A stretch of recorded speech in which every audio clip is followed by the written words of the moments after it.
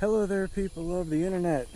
We are out here at the old gun range today, and I'm here doing some testing. So, match head powder, I'm sure that we've all heard of it. If you're in the firearms community world, you've probably heard of it. But what it is if you have like a regular strike match and you break the tip off, and you basically turn that into powder, and then you take a knife or a blade or a straight edge or something and you scrape the striking surface on the box to make powder from that. You mix those two together and it makes a compound that is impact sensitive and makes a pop. A lot of people use them for reactionary targets, and a lot of people use them for reloading primers. As a matter of fact, I've done it. It works well enough.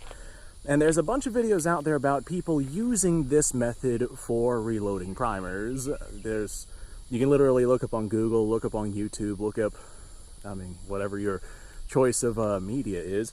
You can probably find somebody doing it because it works relatively well. And it's a good way to be able to reload primers without having to go out and purchase more. However, that being said, just in my own curiosity, I wanted to know if I could take that same match head powder that would normally be used for reloading primers and load it into a cartridge case and use it as gunpowder versus just a priming compound reloader. So I was not able to find any information on this at all. The one thing that I did find was like a forum from, I don't know, over a decade ago where somebody had said that it could potentially work, but match head powder is significantly weaker than actual gunpowder, so we're probably not going to get that great of velocity. So this is just my first test to see if this option is even viable. If we get even remotely decent velocity with what it is that we're testing here, then I'll call it a win and I will probably do more testing down the road. Or if we get absolutely nothing, then this will be the last video you guys see on the subject. So what I have today, I have my 1872. This right here is an open top revolver chambered in .38 special. This is a modern smokeless powder handgun. I get that it looks like a black powder gun, and a lot of people panic whenever I shoot smokeless powder through this thing. This is a modern made .38 special that can handle smokeless powder .38 special specifications. This is not a conversion from a black powder gun. This has rifling in it that is designed for jacketed bullets for all intents and purposes. The .38 special that you pick up at the store, you can run through this gun just fine. It is literally designed for it. This right here is a modern recreation. It just looks like an 1872.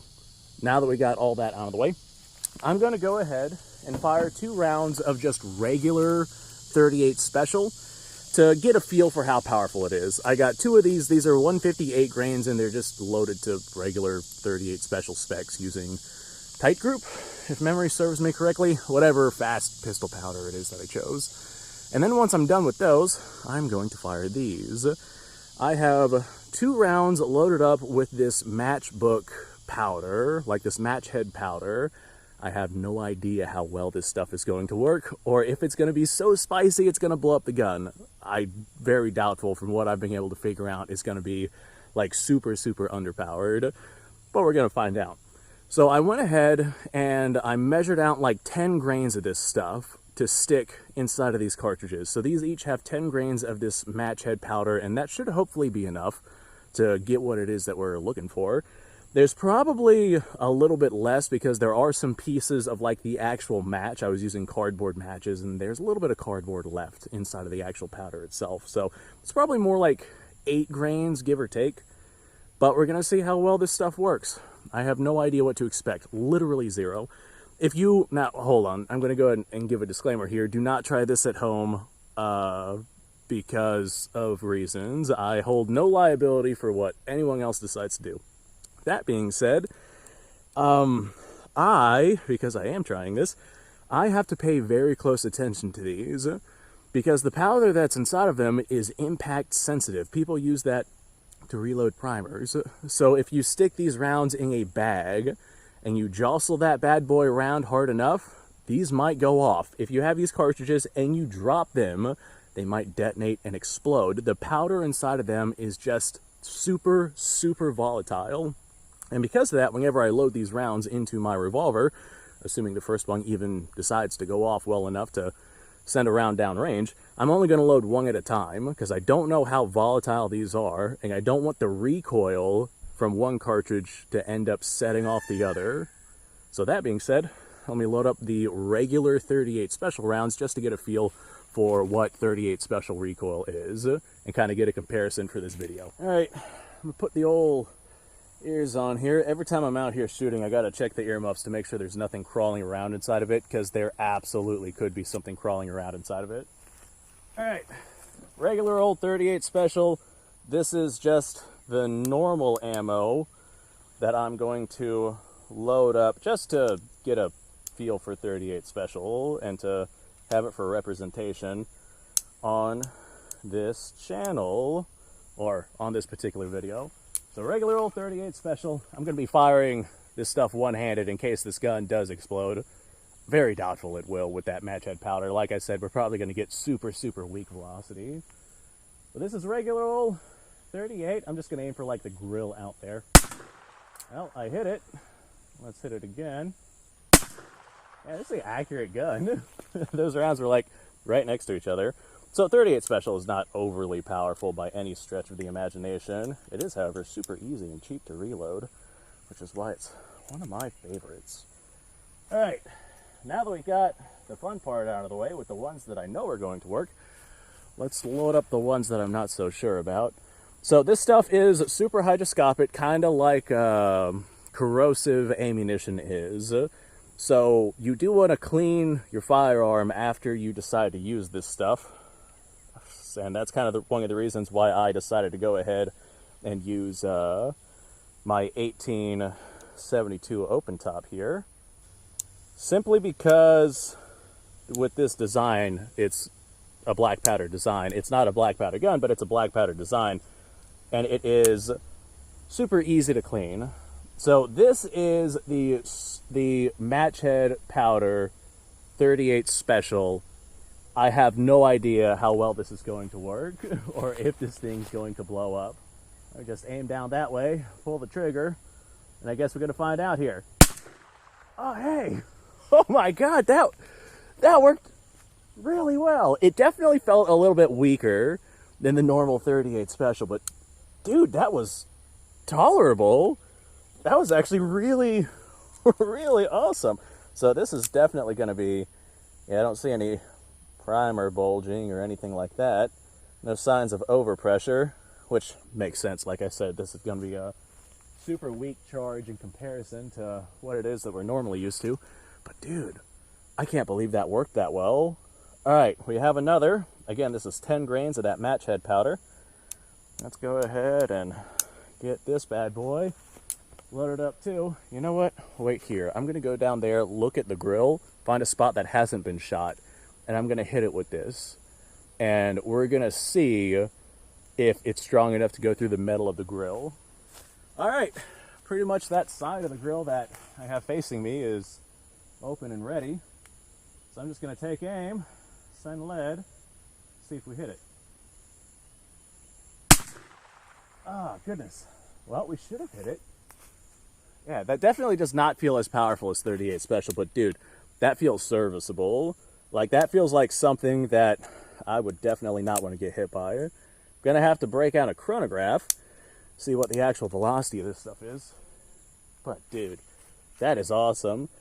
And since it's not black powder, it probably has around black powder velocities. But since it's not black powder, I bet we don't have to worry about black powder fouling with it. All right, let me go look at that grill real quick. As a matter of fact, I'll take you guys along with me. All right, survey says it's kind of hard to tell here. I'm looking for something that looks new. Maybe this right here. Nah, that's got rust on it. Maybe I missed. Maybe this ammunition is just wildly inaccurate or hits at a really weird point of aim. I don't know. I haven't actually accuracy tested this stuff. but I do know that I shot at the grill, and it definitely feels like it's hitting with some authority. But I don't see anything that looks like it would be considered new. Maybe these up here. Nah, those are also super rusty. We would see like a hole with clean metal that freshly, aha, right there. That is definitely a spot that does not have rust. So cool. That's awesome, dude. That right there is a fair amount of damage from these 38 special rounds with the match head powder. That's, I don't know. I got no idea what the damage would be in comparison to a normal 38. I don't know where any of the other ones went, but I was aiming right about here and we hit way over there. So I'm betting this stuff isn't all that accurate. All right, well, this stuff absolutely warrants more testing. I'm gonna have to go through and kind of see what it is that I can make this stuff actually do. I wonder how well it would work in a rifle cartridge. I think it might be a little too fast for that, but you know what? You never know until you try. I wonder how many grains of the stuff I can get into there. I wonder how many grains of this stuff I can get into a rifle cartridge and how big the rifle cartridge would have to be so I don't... I wonder what kind of pressure curves we're gonna get. There's so many questions to ask with this particular stuff. With how well it worked in these pistol cartridges, I'm sure that it's safe to say it's probably relatively a pistol powder. So that's probably what I'm gonna treat it as. Thanks for watching, folks. I appreciate your time. Once I chronograph this stuff, I'll have a better understanding of what it is that we get for the amount of powder that we use. So this particular case, it did feel slightly weaker than the 38 special, but it felt relatively on par. So like a weakly charged 38 special. More testing is needed. That's all I can say here. So insert YouTube outro here. Thanks for watching. I'll see y'all later.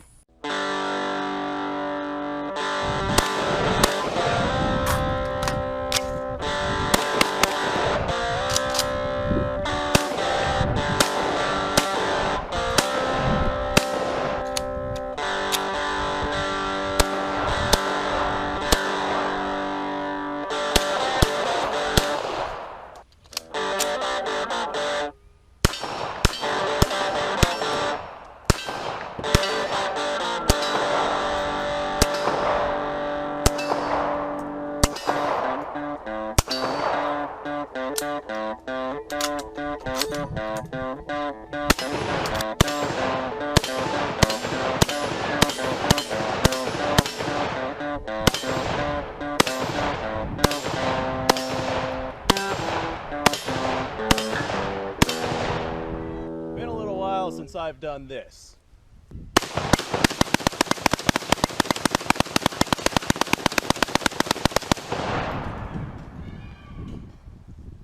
Bonnie and Clyde be damned.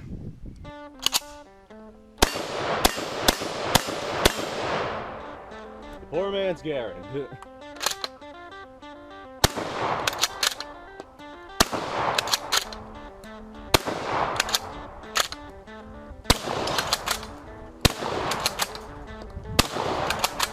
It's a shame that bolt-action shotguns aren't more mainstream.